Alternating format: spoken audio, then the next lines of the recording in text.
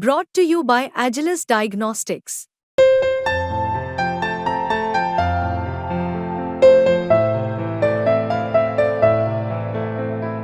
Agilus Diagnostics.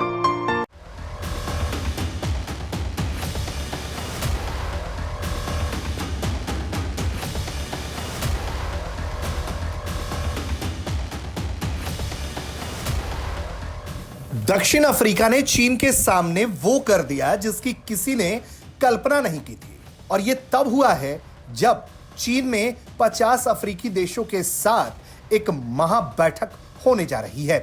दरअसल south Africa के राष्ट्रपति सिरिल रामाफोसा ने शी जिनपिंग के आमने सामने ये बात कह दी है।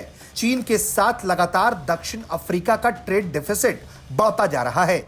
चीन तो अपना माल दक्षिण अफ्रीका में भरपूर डाल रहा है, लेकिन दक्षिण अफ्रीका या फिर अफ्रीकी देशों से वो सामान उस संख्या में नहीं ले रहा है जिसका वो वादा कर गया था।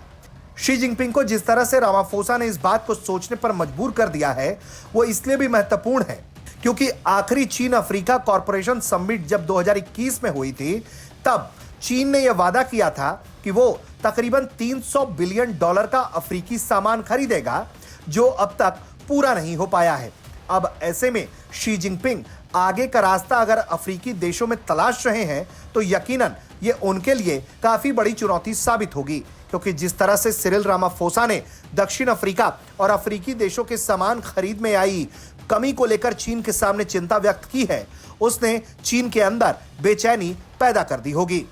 दरअसल वेस्ट में जिस तरह से चीन के सोलर पैनल इलेक्ट्रिक व्हीकल्स को लेकर परेशानी का सामना करना पड़ रहा है, ऐसे में शी जिनपिंग को यह उम्मीद है कि वो अफ्रीकी देशों में इस तरह की व्यवस्था को बढ़ा पाएंगे, लेकिन रामाफोसा के इरादों से लगता है कि उन्हें यहां भी चुनौती का सामना करना पड़ेगा। चीन अफ्रीका कॉरपोरेशन की इस 9वीं बैठक में इस बात पर भी चिंतन मनन होना है कि चीन का रोल अफ्रीका में किस तरह का होगा। क्या चीन की भूमिका अफ्रीकी देशों में सबसे बड़ी होने वाली है?